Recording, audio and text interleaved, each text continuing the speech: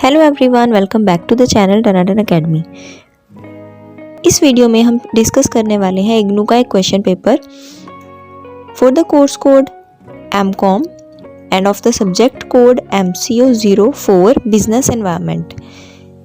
This is for the term end examination February 2021। ये वो question paper है जो इग्नू ने एग्ज़ाम लिए थे स्टूडेंट्स के आफ्टर कोविड के बाद जो फाइनल ईयर वालों के एग्ज़ाम हुए थे, ये वो वाला क्वेश्चन पेपर है MCO4 का। वन बाय वन हम सभी क्वेश्चंस को डिस्कस करेंगे और देखेंगे कि कौन सा क्वेश्चन कौन सी यूनिट से है। तो चलिए स्टार्ट करते हैं। आपको टोटल क्वेश्चंस मिलेंगे 9 में से आपको एनी 5 क्वेश्चंस अटैम्प्ट करने हैं और सारे ही क्वेश्चंस इक्वल मार्क्स के हैं, that is 20 marks for each question. First question is why is foreign capital so important for India's economic development? Point out important policy changes announced by the government to attract foreign capital since July 1991. Given the choice between FDI and FII's investment, which one will you prefer? Give reasons. इस question को मैं हिंदी में read कर देती हूँ। भारत के आर्थिक विकास के लिए विदेशी पूंजी क्यों इतनी महत्वपूर्ण मानी जाती है? जुलाई 1991 से लेकर अब तक विदेशी पूंजी को आकृष्ट करने के लिए भारत सरकार द्वारा आख्यापित किए गए महत्वपूर्ण नीतिगत परिवर्तन इंगित कीजिए। ये भी बताइए कि यदि आपको विदेशी संस्थागत निवेशकों और विदेशी प्रत्यक्ष निवेश यानी FDI के चयन का विकल्प प्राप्त हो तो आप किसे प्राथमिकता प्रदान करेंगे और कारण भी बताइए। सबसे पहले इस क्वेश्चन में आपको बताना क्या है कि फॉरेन कैपिटल इंडिया की इकोनॉमिक डेवलपमेंट के लिए इम्पॉर्टेंट क्यों है। तो ये जो क्वेश्चन है ना 20th यूनिट है, फॉरेन इन्वेस्टमेंट एंड कोलैबोरेशंस। ये क्वेश्चन इस यूनिट से है जिसमें आपको पहले इंपॉर्टेंस बतानी है, उसके बाद आपको पॉलिसी चेंजेस बताने हैं जो कि इंडियन गवर्नमेंट ने अनाउंस किए हैं टू अट्रैक्ट फॉरेन कैपिटल। और आपको अगर चॉइस दी जाए FDI और FIIs के बीच में तो आप किसे चूज़ करेंगे और क्यों चूज़ करेंगे, उसके लिए आपको रीज़न भी एक्सप्लेन करने हैं। तो ये था हमारा first question. Second question is economic conditions, economic policies and economic systems are important external factors that constitute the economic environment of a business. Explain this briefly and give Indian illustrations to show interaction between economic and non economic environment. आर्थिक स्थितियाँ, आर्थिक नीतियाँ और आर्थिक प्रणालियाँ अति महत्वपूर्ण बाह्य कारक हैं जो व्यवसाय के आर्थिक वातावरण का संगठन करती हैं।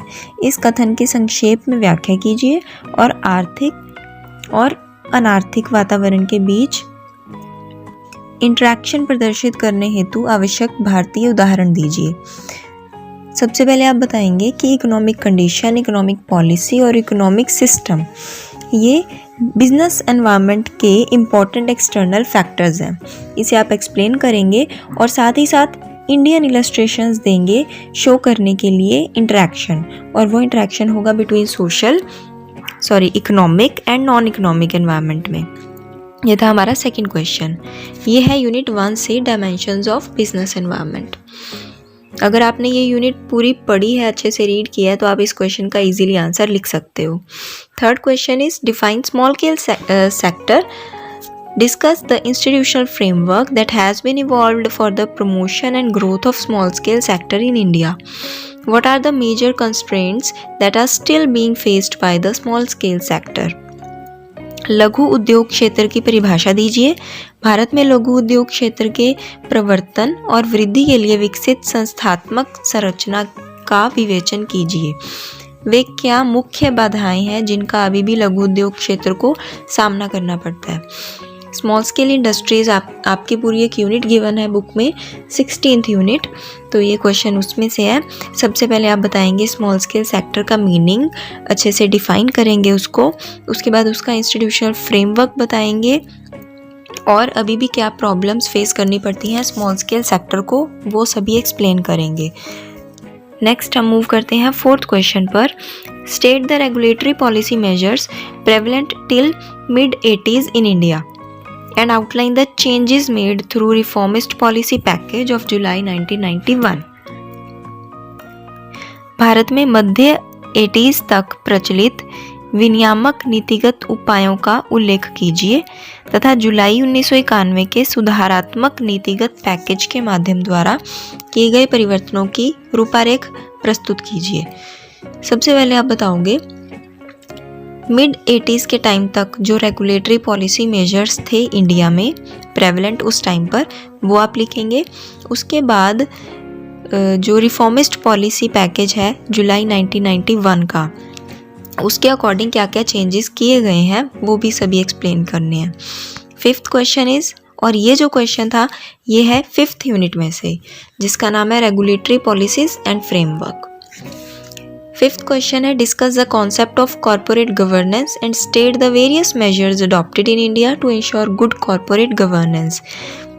निगमित संचालन की संकल्पना की विवेचना कीजिए और भारत में अच्छे निगमित संचालन हेतु उठाए गए विभिन्न कदमों का उल्लेख कीजिए।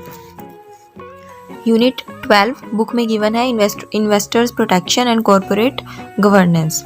इसके अंदर आप सबसे पहले बताएंगे कॉर्पोरेट गवर्नेंस का मीनिंग, उसके बाद steps taken in India to ensure good corporate governance.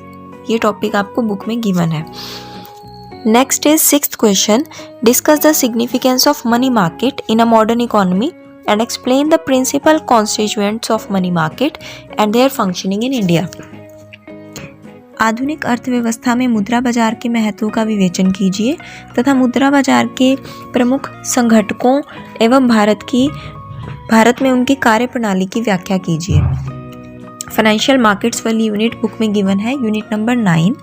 ये क्वेश्चन उसमें से है जिसमें आपको मनी मार्केट का मीनिंग बताना है, उसकी सिग्निफिकेंस बतानी है, साथ ही साथ आपको उसके प्रिंसिपल कॉन्स्टिट्यूएंट्स भी एक्सप्लेन करने हैं और उनकी फंक्शनिंग बतानी है। ये सारा टॉपिक बुक के अंदर गिवन है और इसके जो प्रिंसिपल कॉन्स्टिट्यूएंट्स हैं वो हैं call money market, treasury bill market, repo market, commercial bill market, certificate of deposit market, commercial paper market and the last one is money market mutual funds. Now let's move on to question number 7. What do you mean by privatization? Why is it considered necessary today? Explain the possible areas of privatization and point out the problems associated with privatization in India. निजीकरण से आपका क्या तात्पर्य है? इसे आजकल आवश्यक क्यों माना जाता है? निजीकरण के संभावित क्षेत्रों की व्याख्या कीजिए तथा भारत में निजीकरण से संबंधित समस्याओं का उल्लेख कीजिए। प्राइवेटाइजेशन वाला टॉपिक स्टार्टिंग से पढ़ते आ रहे हो, इस टॉपिक को स्कूल लेवल में भी पढ़ा है और उसके बाद बीकॉम में, एमकॉम फर्स्ट ईयर में भी ये टॉपिक आ चुका है प्राइवेटाइजेशन। आपको मीनिंग बताना है, उसकी इम्पोर्टेंस बतानी है कि वो आज के टाइम में क्यों ज़रूरी है, उसके बाद पॉसिबल एरियाज़ बताने हैं प्राइवेटाइजेशन के और उससे रिलेटेड जो भी प्रॉब्लम्स हैं इंडिया के अंदर आपको वो एक्सप्लेन करनी है। ये तो आप बिना पढ़े भी कर सकते हो।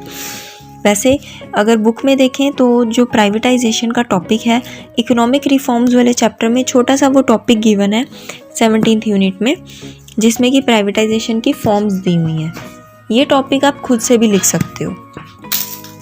8th question, A part, enumerate the main provisions of the competition act 2002।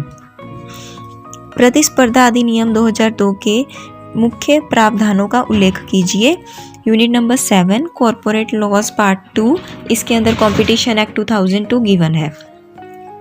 इसका बी पार्ट देखिए, explain briefly the various approaches to social accounting and reporting. सामाजिक लेखा तथा प्रतिवेदन की विभिन्न विधियों की संक्षेप में व्याख्या कीजिए। Unit 3, social responsibilities of business, उसके अंदर आपको ये गिवन है approaches of social accounting and reporting, और वो अप्रोचेस कौन सी हैं या मैं आपको बता देती हूँ।